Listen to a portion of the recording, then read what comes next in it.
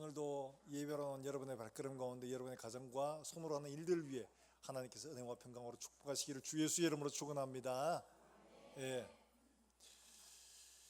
예배, 요한계시록 4장에 있는 예배의 모습을 오늘 본문이 우리에게 전개해주고 있는데, 요한계시록은 4장의 예배의 모습 있고 이거 한 번으로 끝나는 게 아닙니다. 7장에도 예배 모습이 있습니다. 14만 4천 명의 예배예요. 그 다음에 14장에도 땅 위에 큰 무리들이 다 모여가 하나님을 찬송하는 이런 예배의 모습이 또 나옵니다. 달리 말하면 예배 계속적으로 표현하고 있는 것도 20장에 가면 또 나오거든요. 이런 것은 천상에서의 삶의 중심이 뭐냐? 바로 예배다 하는 것을 말하고 있죠. 천상에서 예배의 삶의 모습들이 정말 중요하다, 이걸 가르치고 있는데, 동시에 지금 이 예배의 모습들이 우리와 지금 현재 우리의 모습들과 무슨 상관이 있냐? 여러분 한번 볼까요? 여러분 8절 말씀에 보면, 자 8절 말씀에 한번 같이 읽어봅니다. 시작. 각각 6날개를 가졌고 안과 주위에 눈들이 가득하더라. 그들이 밤낮 쉬지 않고 이르기를 거룩하다 거룩하다 거룩하다 주 하나님 곧 전능하신 이여, 전에도 계셨고 이제도. 여러분이 전에도 계셨고 이제도 계시고 장차 오실리다. 여러분 이 표현이 맞을까요? 왜냐하면 지금 이 천상의 예배잖아요. 천상의 예배면 장차 가시리다 이렇게 해야 맞는 거 아닙니까? 그렇죠? 그죠? 그런데 이게 장차 오실이라고 표현하고 있는 것은 뭐냐? 이 천상의 예배가 지금 이 땅과 연결되어 있다는 것을 말하는데, 어디 시점에서 보고 있느냐? 이 땅에서 보고 있다는 겁니다. 이 땅에서. 그러니까 전에도 계셨고 이제도 있고 장차 오실리다, 이 땅의 예배, 이걸 지금 강조하고 있는 겁니다. 천상의 예배로만 표현한다면 장차 가실리다 이렇게 해야 맞는데, 장차 오실리다 이렇게 말하는 것은 우리가 드리는 예배, 지금 보여주는 이 예배가 결코 거기에서만 있는 게 아니라 이 땅에서 드리는 예배 가운데도, 이 성도들 가운데도 있다는 것을 표현하고 있는 말씀이에요. 지금 이 이야기는 앞에 시작이 2일 후에 이렇게 말하는 7 교회에 대한 말씀을 하고 난 뒤에 이루어진 말씀이에요. 7 교회가 공통적으로 하는 것은 고난 가운데 있는, 환난과 핍박과 어려움 가운데 낙심하고 상처받고 고통 가운데 이들에게, 이기는 이들에게는, 이들이 이기는 자에게는, 이기는 자에게는, 이기는 자에게는, 이렇게 7번 이야기했습니다. 각 교회들마다. 그리고 그 이기는 자들에게 주어지는 게 무엇이냐? 뭐 각자 다 있습니다만은 공통적으로 이기는 자들에게 주어질 최고의 선물이 뭐냐? 요한계시록 4장에 나오는 이 바로 예배의 자리라는 거죠.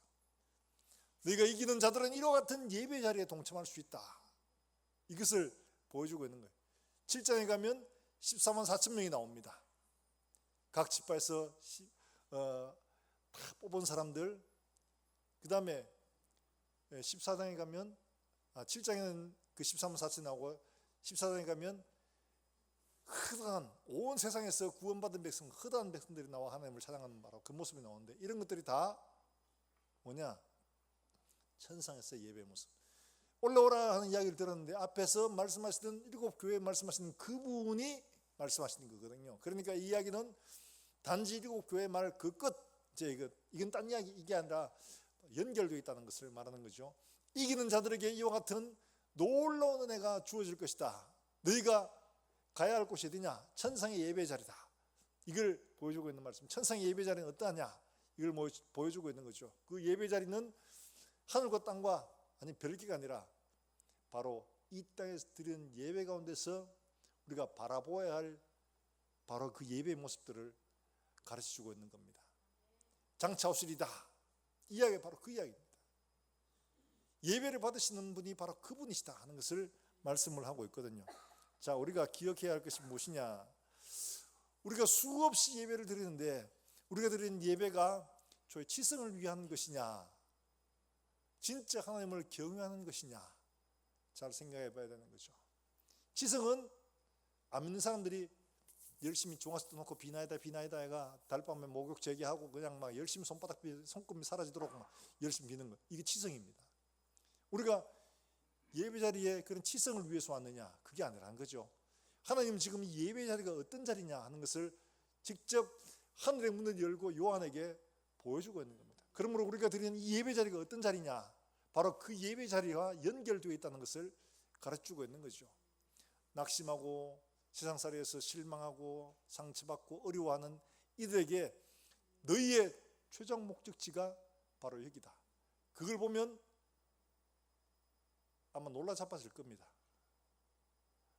아니, 우리가 여기에 감히 올 수가 있는 자리야? 그런데 그 자리에 우리를 초대하셨다는 것을 지금 요한을 통해 보여주고 있는 겁니다. 그러면 우리가 드리는 예배는 어떠해야 하는가? 천상의 예배를 통해서 우리가 어떠해야 하는지를 잘 보여주고 있죠. 이것은 단순히 우리가 일주일에 한 번씩 일회성으로 드리는 이벤트 혹은 우리의 소원 성취를 위한 치성이 아니라는 겁니다. 이건 분명한 하나님의 목적과 우리의 삶에 주시는 위로가 분명히 담겨져 있습니다. 먼저 예배의 대상이 누구냐 하는 거예요. 예배의 대상이. 자, 2절과 3절 말씀을 같이 한번 읽어볼까요? 2절과 3절 말씀 우리 같이 한번 읽어봅니다. 시작. 보라, 하늘에 보좌를 베풀었고 보좌 위에 앉으신 이가 있는데 모양이 벽옥과 같고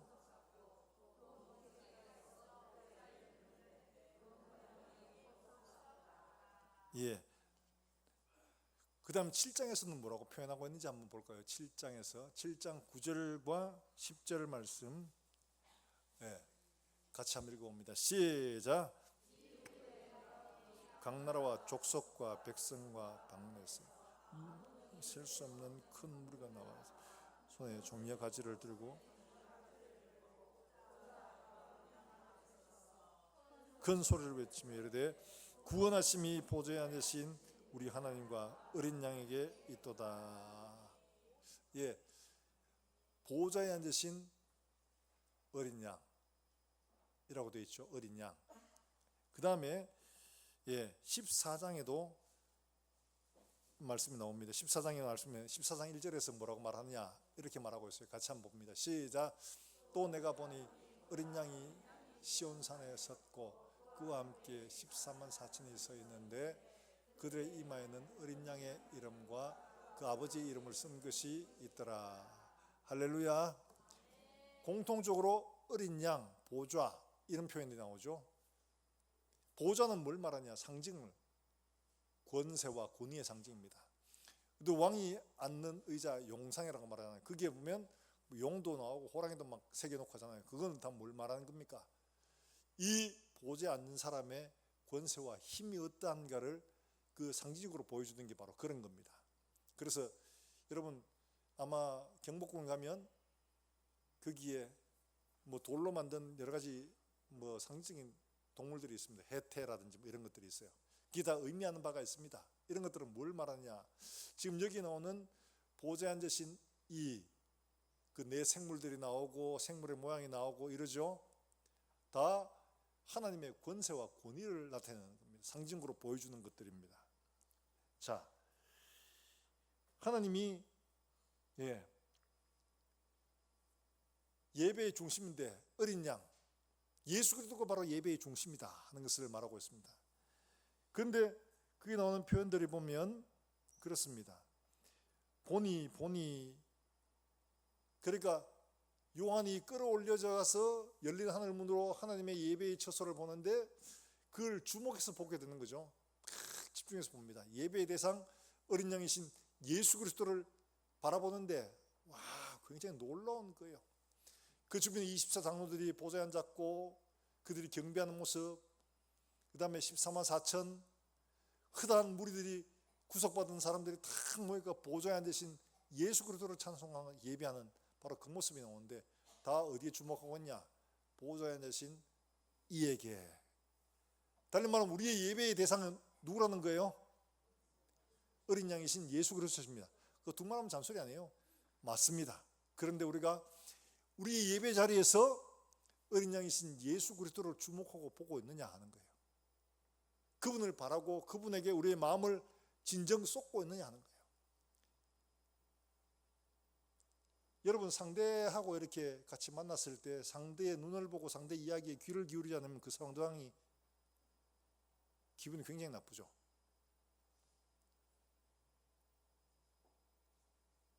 내가 본의 하는 그 주목하여 보는 걸 말합니다. 제가 대학 때 한 번도 미팅을 갔다가 맞으면 상대 자매의 이름을 6번인가를 물어본 적이 있어요. 처음에 인사를 하고 소개를 하잖아요. 저 누굽니다. 안복태입니다. 복태? 제 이름이 조금 촌스러워서 기억을 하긴 좋지만 조금 좀 그래요. 그래가지고 저도 그러니까 별로 주의를 안 합니다. 상대방에게. 아까 실례지만 이름 뭐라고 하셨습니까? 그게 누구입니다. 아 그래요? 흘려듣습니다. 그리고 또 좀 지나가지고 아까 이름 뭐라고 하셨죠? 또 뭐 그 한 6번 물었어요. 그러니까 그 사람이 어떻겠어요? 기분이 굉장히 나쁠 거 아닙니까? 도대체 이게 마음이 있는 거야 없는 거야? 이런 생각하죠. 어린 양을 주목한다는 것은 거기에 온 신경을 다하여 그분을 바라본다는 걸 말합니다. 자 여러분, 우리의 지금 예배의 자세, 우리의 마음을, 우리 영혼을 어디에 쏟고 있느냐? 어린 양이신 주님에게 쏟고 있느냐? 집에 두고 온 가스레인지를, 수도꼭지를 내가 전기 그 다리미를 껐던가? 여러분 이런 것들 생각하고 있지 않습니까? 우리의 마음이 하나님 아닌 다른 것들에 옮겨져 갈 때 우리 예배 대상은 이미 하나님이 아닌 거죠. 그분이 오늘 우리에게 무슨 말씀을 하시는가? 7교회 각자의 말씀을 하셨죠. 오늘 우리에게 무슨 말씀을 하시는가? 그분에게 마음을 쏟고 신경을 쏟아서 그분이 하시는 말씀들을 듣고 내게 무엇라고 말씀하시는지를 생각하는 이 마음이 우리에게 있을 때 그분을 주목하는 겁니다. 이게 없으면 우리의 마음으로 주님을 주목하는 게 아닌 거예요. 사랑하는 여러분들, 우리 예배 드릴 때 누구를 제일 먼저 봅니까? 와서 저를 제일 먼저 보잖아요. 목사 오늘 설교 뭐 할란가 싶어서 주보를 보고 아 설교 이거 그러면 1, 2, 3 다 나왔네 뭐. 그 다음부터는 신경 안 씁니다. 넥타이 뭐 했노? 내가 지난번에 와이셔츠 선물했는데 그거 입었나 안 입었나? 양복은 색깔을 맞춰 입어야지 왜 저거 콤비를 입었나? 촌스럽게. 어느 목사님이 그러더라고요. 목사도 패션을 좀 갖춰야 된다고.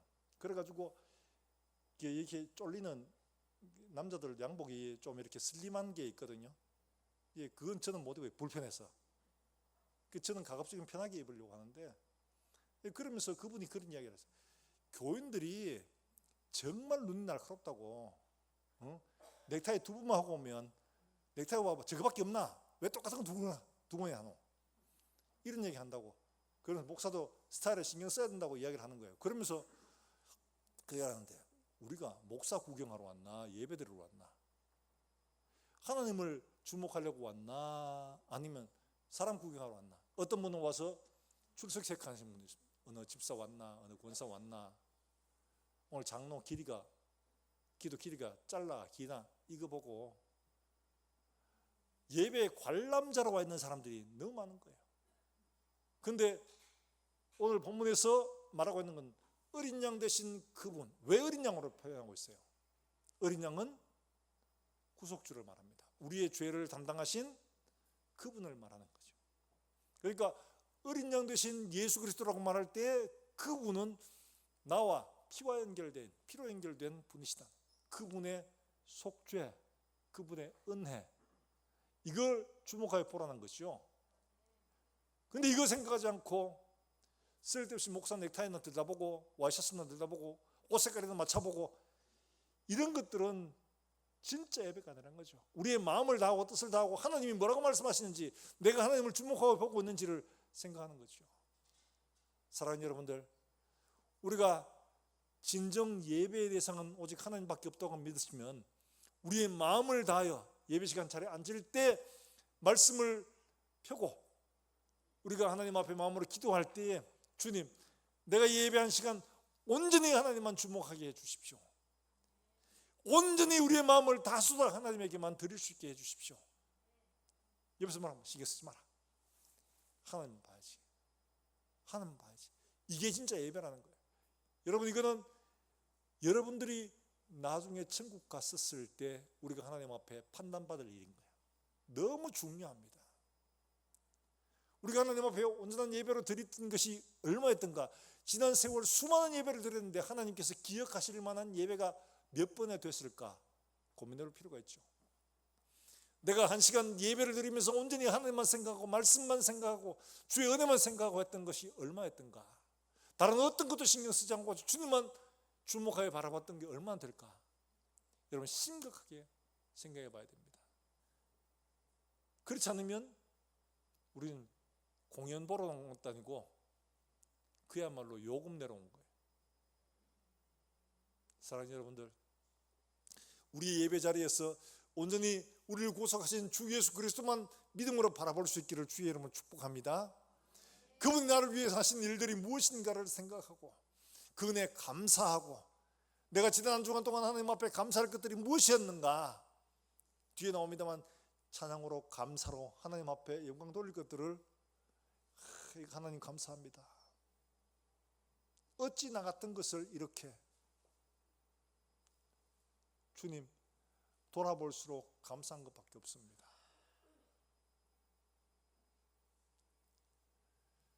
어느 연세가 좀 있으신 분의 시를 제가 하나 봤는데 그분이 이렇게 적었더라고요.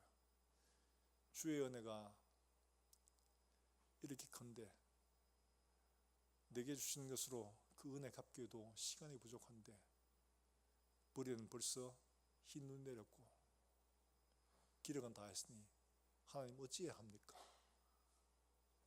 시가 간단해요. 그런데 참 많은 생각을 했습니다. 하나님이 우리에게 주신 은혜는 너무 큰데 그 은혜를 갚기도 전에 벌써 몸은 노쇠하고 기력은 다 하고 어찌하면 좋겠습니까? 그 안타까운 마음, 바로 그게 주의 은혜를 생각하는 마음이죠. 우리의 마음으로 하나님 앞에 나아가야 할 마음의 자세가 바로 그런 겁니다. 이정 씨의 한번 만져봐도 되겠습니까 하는 그 시, 정말 저도 가슴 저리게 읽었는데, 이정생이 한번 만져봐도 되겠습니까? 이게 뭐냐? 주의 옷자락에 이 죄인의 때 묻은 손으로 그 은혜의 옷자락을 한번 잡아봐도 되겠습니까? 한번 만져볼 수 있도록 허락해 주시겠습니까? 이러는 거예요.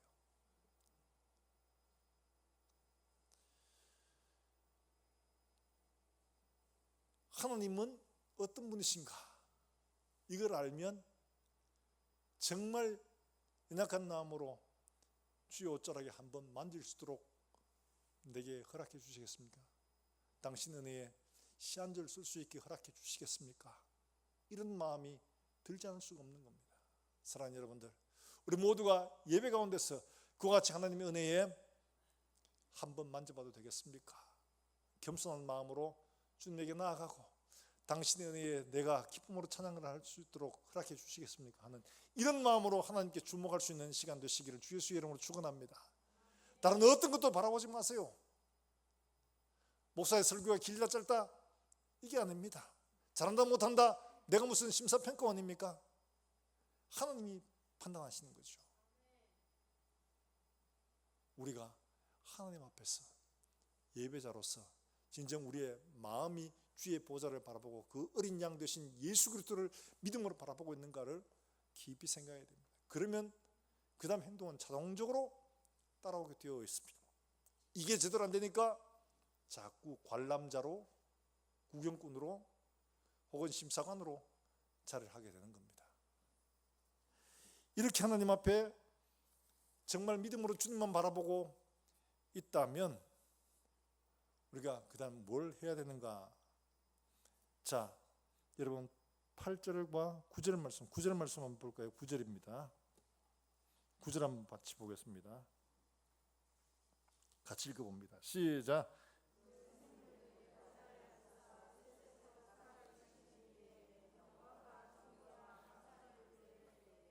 예, 살아계신 이에게 영광과 존귀와 감사를 드릴 때에, 그리고 금멸류관을 벗어 드리잖아요. 예배는 근본적으로 드리는 겁니다. 받는 게 아니에요. 우린 종종 예배 나올 때 은혜 뭐 어떻게 하려고? 받으러 이렇게 말하죠. 예배는 드리는 겁니다. 영광과 존귀와 감사를 드릴 때에 자기의 가장 귀한 금멸류관도 하나님께, 주님께 드리는 거죠. 자기의 가장 귀한 것도 주님께 드리는, 이것이 진짜 예배라는 겁니다. 받으러 오는 게 아니고 드리러 오는 겁니다. 드리러 오는 거예요. 그러면 손해 아닌가? 이런 생각이 들죠. 제가 어제 BTS가 뭐 금백 공연한다고 온 나라에서 비상이 걸렸죠. 광화문에 십수만 명이 집결할 예상이라고 하니까 치안도 그렇고. 그런데 어느 영국의 종군 기자를 지내신 분이 자기가 영상을 찍어서 이렇게 잠깐 보여준 그 대목에서 봤는데, 이분이 영국에서 손녀가 한국 가자 그래가지고 뭐 억지로 끌려왔나 봐요. 그래 끌려왔는데 마침 자리에 쭉 앉다 보니까 옆에 누가 있었냐니까 브라질에서 온 청년이 있었대요. 브라질에서. 자기도 14시간, 12시간씩 걸려가 왔는데 브라질도 만만치 않잖아요. 그 총각한테 아니 어떻게 이 먼 거리에 그렇게 오려면 시간, 돈, 많은 다른 것들을 다 포기해야지 올 수가 있는 겁니다. 적지 않습니다. 근데 왜 기꺼이 그래 왔느냐?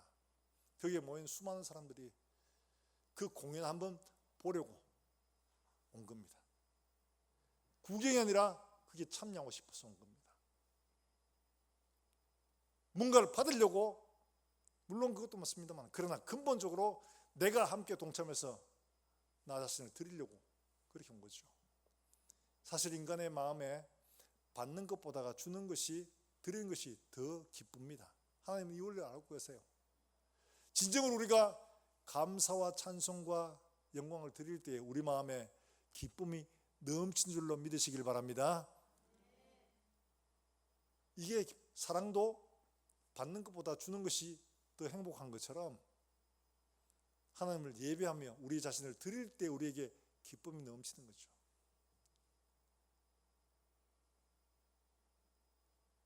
주님 말씀하시죠. 주는 자가 받는 자보다 복이 있다. 우리가 기쁨으로 하나님 앞에 감사하고 기쁨으로 찬송을 드릴 때 우리의 마음이 더 기쁩니다. 여러분 그렇잖아요. 아마 손주들을 보신 분들이 말씀하세요. 보면 마음속에서 그냥 사랑이 뽕뽕뽕 솟아요. 신기하고 그렇죠? 뭐 주고 싶어 안달이 나요. 왜? 사랑하니까. 뭐든 주고 싶어. 다 해주고 싶어. 주고 싶은 게 어른들의 사랑의 마음, 부모의 사랑의 마음이죠. 사랑하니까. 주님 사랑하면 주님께 뭔가를 드리고 싶어. 내 삶을, 내 찬송을, 내 고백을, 내 사랑을 드리고 싶어요. 내 가장 귀한 것도 드리고 싶어. 그 드릴 때 참된 기쁨과 찬송이, 감사가 터져나오게 되죠. 그래서 이 24장들도 신약과 구약을 대표하는 이 24장도 하나님께 감사와 영광과 존귀와 찬송을 드리고 있는 거죠. 자기의 금멸류관, 자기의 것이. 그런데 그것도 드림으로 더 기쁘게 감사하고 있는 것을 볼 수가 있는 거죠. 가장 중요한 것은 그게 있는 말씀처럼 그렇게 말하고 있죠. 예. 9절과 10절 말씀 다시 한번 우리 천천히 한번 읽어볼까요? 9절입니다. 시작.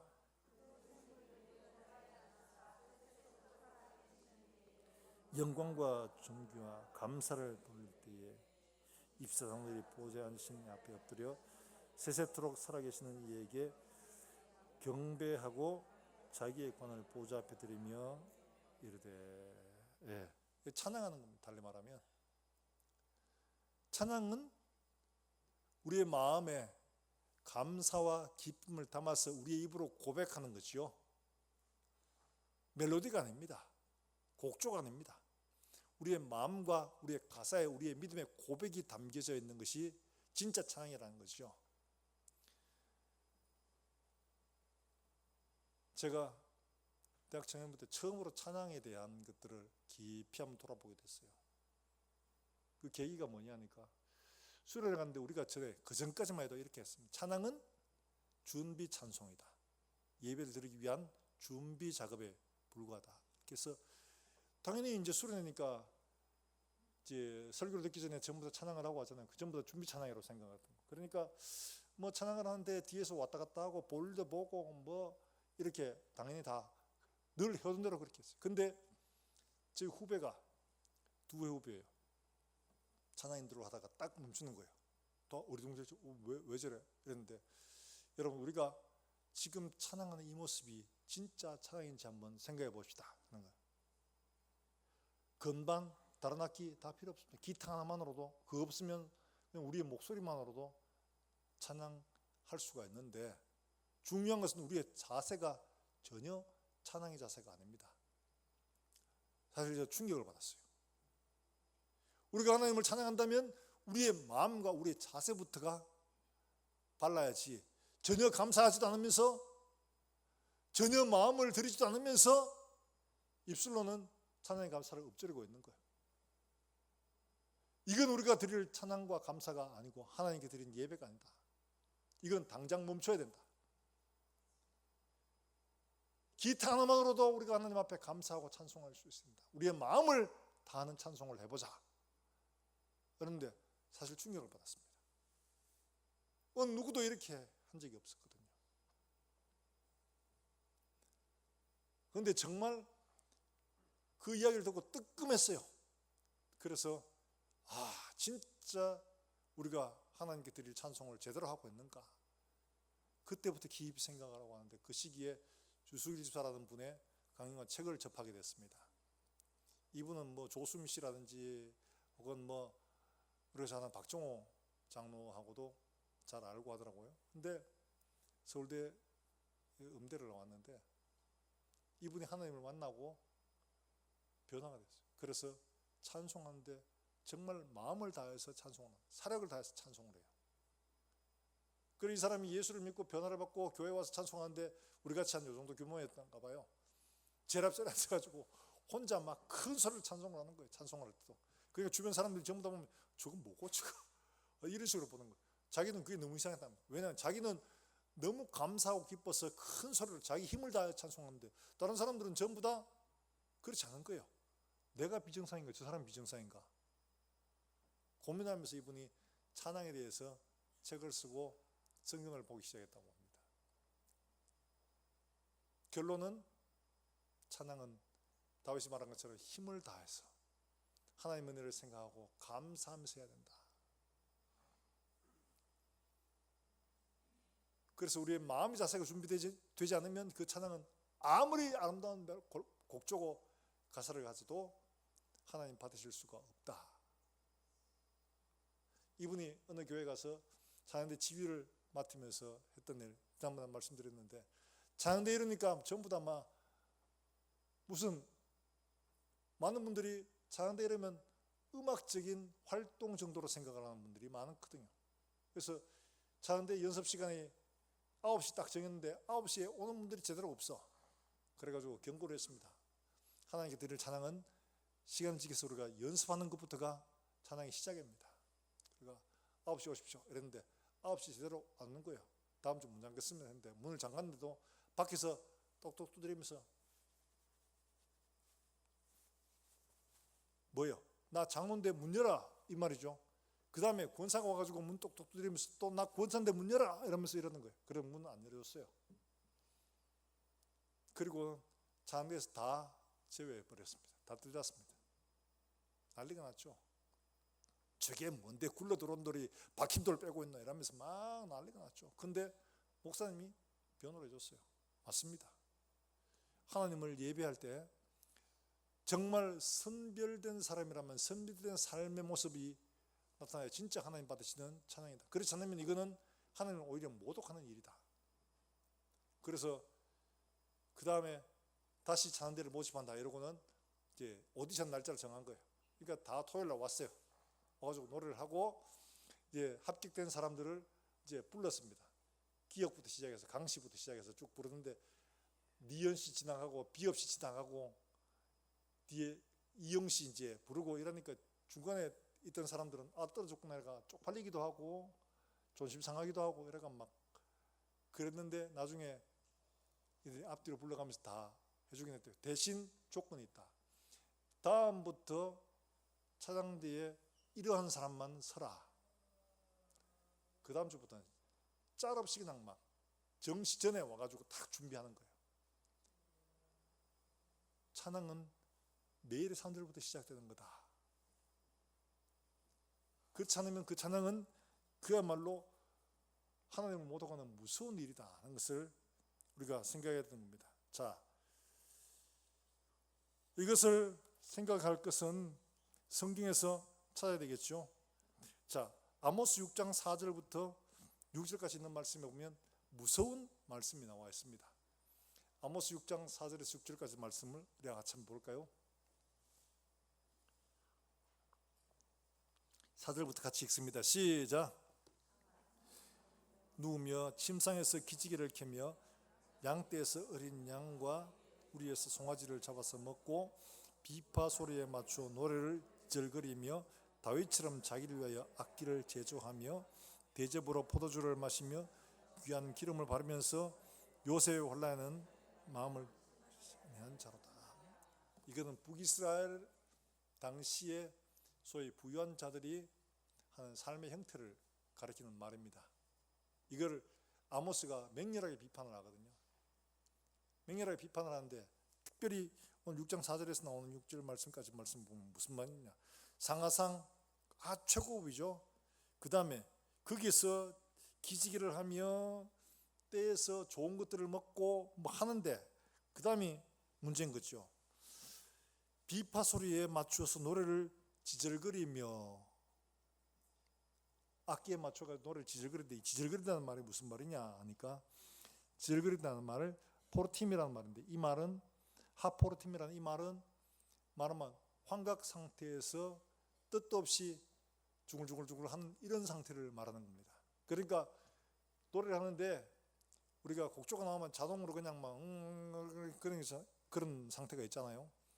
그런 걸 말합니다. 달리 말하면 지금 상하상에서 듣고 맛있는 걸 먹고 기름을 바르고 하는데 악기를 연주하니까 그냥 그렇게 흥얼거리고 있는 거예요. 이 찬양이 뭐겠어요? 전부 다 또 구약적 시편의 찬양들입니다. 그런데 그거를 아무 생각 없이 뜻도 없이 삶도 따라가지도 못하면서 그냥 중얼거리고 있는 거예요. 이걸 지절거린다 이렇게 표현을 하고. 그러니까 우리가 뭐 그냥 반주가 나오면 자동으로 그냥 막 찬송하는 것처럼 아무 뜻도 생각도 없이 그냥 막 우리의 흥에 겨워가지고 노래하고 있는 상태, 이걸 지절거린다고 표현을 하고. 무슨 말씀이죠? 우리가 하나님 앞에 찬양할 때 혹시 이런 모습이 아닌가를 점검해 봐야 되는 겁니다.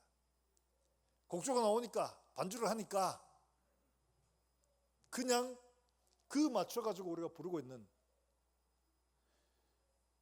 그 찬송의 대상이 되신 하나님과 그분 행하신 일들에 대한 마음을 두지도 않고 감사하지도 않으면서도 그냥 있으니까 부르는 거예요. 이 얼마나 모독적인 일입니까? 여러분 생각해 보세요. 만약에 제 생일이라고 여러분 중에 누가 축하합니다 이러면서 케이크를 하나 들고 왔는데 들고 와서 촛불을 켜놓고는 생일 축하할까요? 생일 축하할까요? 이러다고 하면 그게 제게 생일 축하입니까? 모독입니까? 이건 모독이죠. 하나님 앞에 드리는 찬양이 하나님 우리 중심을 보시는 분인데 마음은 전혀 없이 멜로디만 따라가지고 부른 노래 지절거리는 거라. 무슨 말씀이죠? 그런 찬양을 하나님이 아무 관계없이 계십니다. 오히려 하나님을 모독하는 일들이 되고 맙니다. 지금 이스라엘 백성들이 하고 있는 것처럼 그렇게 보인다는 거죠. 곡조가 틀리고 가사가 틀려도 마음을 담아서 힘있게 찬양할 때 그 찬양이 진짜 하나님이 받으시는 찬양이 되는 겁니다. 제가 한번 말씀드렸나 모르겠는데 저기 밀양에 가면 좀 내려가면 그 무척산이라고 있습니다. 왜 무척산이냐? 무척 높아서 무척산입니다. 그 산 꼭대기에 저수지가 있어요. 산 꼭대기에 저는 처음 알았습니다. 산 꼭대기에 저수지가 있어요. 그것도 꽤 큽니다. 그런데 거기에 교회가 하나 있고 절이 하나 있습니다. 그러니까 이 절이 좀 더 오래됐겠죠. 근데 교회가 옆에 섰어요. 그런데 한쪽에는 목탁 두드리면서 남만비 타불을 하고 있는데 한쪽에서는 찬송하고 있으니까 도저히 안 돼. 그래 중이 와서 협상을 했습니다. 야, 만약에 하나님이 살아계셔가지고 내한테 보여주시면 내가 하선을 하고 이 절터를 넘긴다. 그런데 만약에 시간 내에 하나님이 안 보여주시면 당신이 짐 싸들고 내려가라. 그러니까 그때 마침 집회를 왔던 목사님이 큰일 났어요 이제. 그러니까 금식을 하고 기도하기 시작한 겁니다. 그런데 그 절터로 돌아다니는 할머니 한 분이 계셨어요. 할머니 한 분이 새벽 기도를 마치면 지팡이를 꼭 짚고, 찬송도 우리가 지금 하는 이런 찬송 아닙니다. 저도 처음 듣는 곡이더라고요. 곡이라고 말해야 될지 모르겠어요. 하늘은 공창고 영생불로 하여튼 그런 가사. 지팡이를 꼭 짚고 절 주변을 돌아다니면 이거만 하는 거예요. 하늘은 곤찮고 영생불로 예수님이 짜고 하면서 이거만 하고 돌아다니고. 그러니까 중이 보니까 얼마나 이게 참 기분 나쁘겠어요. 아이 하려면 교회 사든지. 그런데 놀라운 일이 벌어졌습니다. 그 중에게 하나님이 나타나신 겁니다. 목탁을 두들고 있는데 하나님의 성령이 그에게 보이셨어요. 절간 그 바닥에 그대로 그냥 나뒹굴어져 가지고 이 사람이 변화가 됐어요. 그래서 이 사람이 저를 넘기고 하산했다고 하는. 그래서 그 자리에 지금 그 무척산 기도원이 서 있습니다. 사랑하는 여러분들, 음정박자가 아니라 우리의 마음과 진심을 담아서 하나님을 찬양하고 경배할 때 그게 하나님이 받으시는 참된 찬양이 되는 겁니다. 사랑하는 여러분, 거기에 한 가지 더 말하자면 찬양은 우리 입으로만, 우리 곡조로만 드리는 게 아니라는 거죠. 이 말씀에 보면 그런 말씀 하잖아요. 자, 이 말씀에 보면 이렇게 말하고 있습니다. 자, 8절과 9절 말씀에 보면 이런 말씀을 합니다. 같이 한번 읽어봅니다. 시작.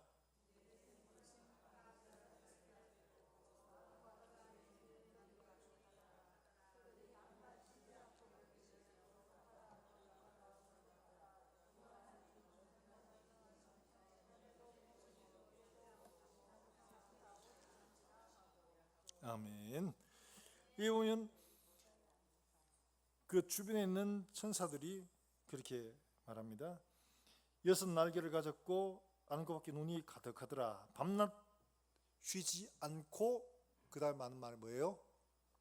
거룩하다, 거룩하다, 거룩하다. 중요한 것은 밤낮 쉬지 않고입니다. 여러분, 이 밤낮 쉬지 않고, 하늘에 밤낮이 어디 있습니까? 없죠? 이건 지상에 있는 교회를 두고 말하는 겁니다. 진짜 찬양은 우리의 삶들 속에서도 찬양이 이루어져야 된다는 것을 말하고 있는 거거든요. 우리 입으로 예배 시간에만 하는 게 찬양이 아니라 우리의 삶으로 드리는 것들이 바로 찬양이다, 이걸 말하고 있는 겁니다. 그래서 바울은 로마서 12장에서 우리의 뭐를 드리라고? 우리의 몸을, 같이 한번 읽어봅니다. 시작.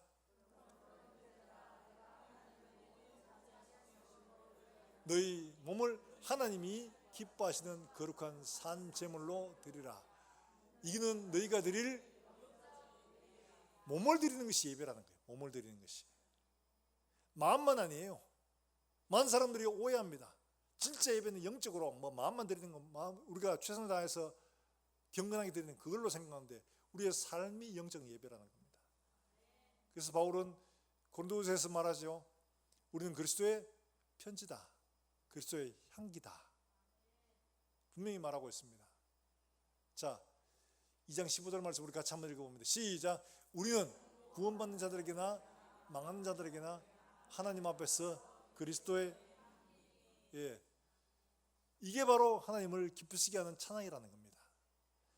삶이 따라가는 찬송. 우리 입술의 고백과 삶이 별개로 떨어져 있는 게 아니라 우리의 입술의 고백이 우리의 삶 속에서 일어나는 바로 그런 고백이 될 때 하나님은 우리의 찬송을 받으시는 겁니다. 간단합니다. 우리의 삶 속에서 하나님의 은혜로 말미암아 감사가 넘칠 때 하나님 이것도 감사해요, 이것도 감사해요, 이럴 때 이게 찬송으로 하나님 앞에 드려진다는 겁니다. 그건 단순히 고백이 아니라 하나님 앞에 드려지는 찬송이라는 거죠. 놀라운 일들입니다. 삶이 따라가지 않는 찬송 하나님 받지 않으십니다. 찬양대 특별히 그렇습니다. 이 찬양대는 우리의 삶 속에서 하나님 은혜에 감사해서 찬송이 고백이 터져나온 사람들, 이 사람들을 모아서 좀 더 잘하라고 하나님을 그렇게 모아놓은 겁니다. 내 음악을 배우고 노래 자랑하고 그거 하라고 하는 거 아닙니다. 하나님은 능히 사람이 따라할 수 없는 찬송을 받으시는 분입니다. 감히 우리가 따라할 수 없는 그런 영광을 받으시는 분입니다. 우리 인간의 몇 줄의 화음을 통해서 하나님을 기쁘시게 하는 게 아닙니다. 우리의 마음을 드리고 우리의 삶이 그걸 따라갈 때 하나님은 세상 그 어떤 것보다 더 귀하게 값지게 받으시는 것이죠. 그래서 스바냐는 우리에게 말씀을 하고 있기를 그렇게 말합니다. 스바냐 말씀에서 하고 있는 말씀이 뭡니까? 우리 같이 한번 볼까요? 스바냐 3장 17절 말씀 같이 한번 봅니다. 시작.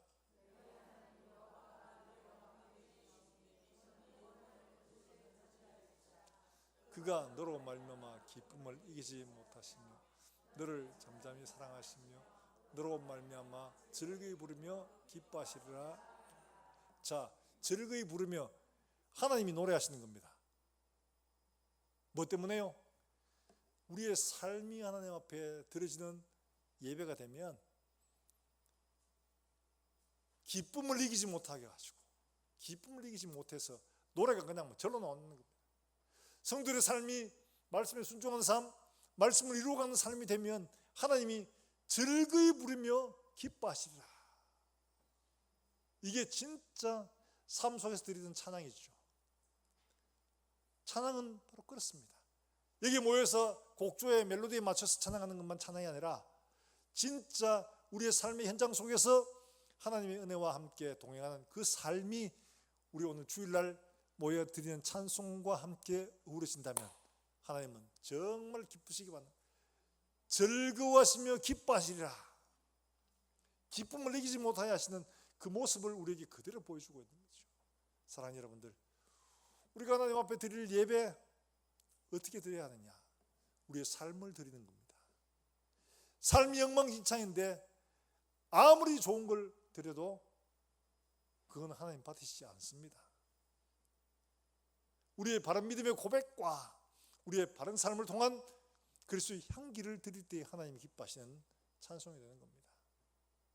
이 주수일 집사가 지휘자로 있을 때 그 장로님 딸내미가 이태리에서 성을 가려고 돌아왔나 봐요. 그러니까 목사님이 특송을 이제 헌금 시간에 시킨 겁니다.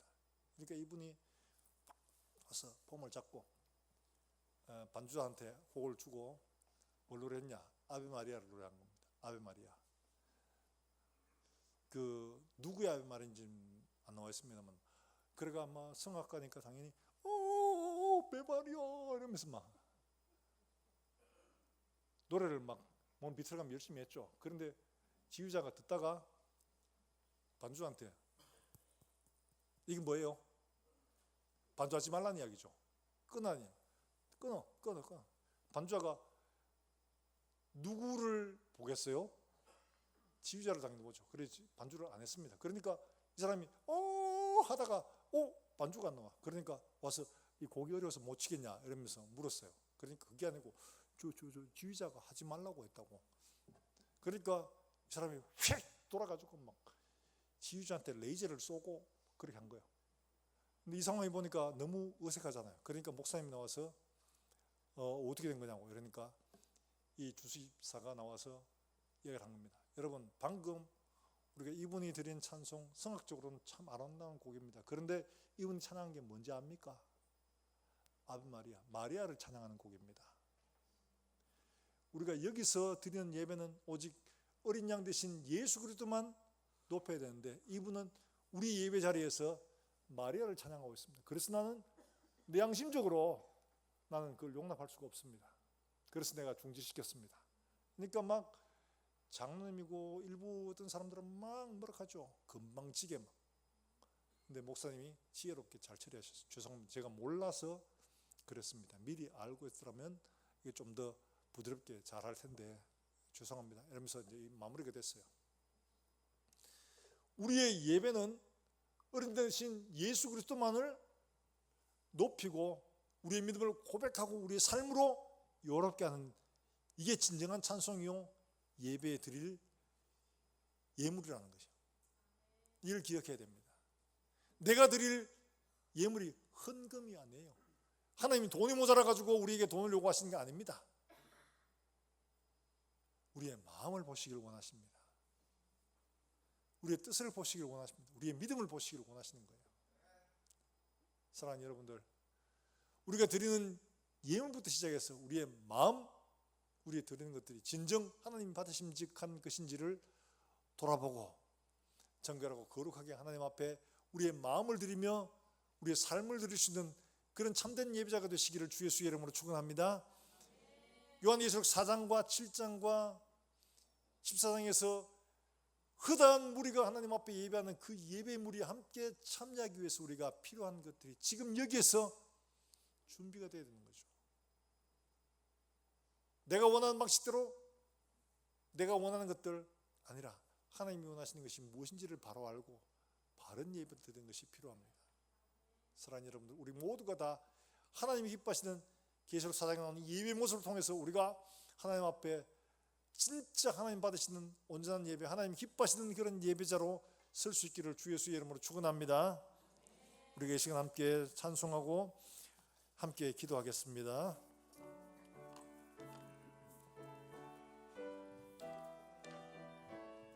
하늘에 가득 찬 영광의 하나님, 하늘에 가득 찬 영광의 하나님, 온 땅에 충만한 존귀하신 하나님, 생명과 빛으로 지혜와 권능으로 언제나 우리를 지키시는 하나님, 성부와 성자와 성령 삼위의 하나님, 우리 예배를 받아주시옵소서. 사절하겠습니다. 주 앞에 나올 때, 주 앞에 나올 때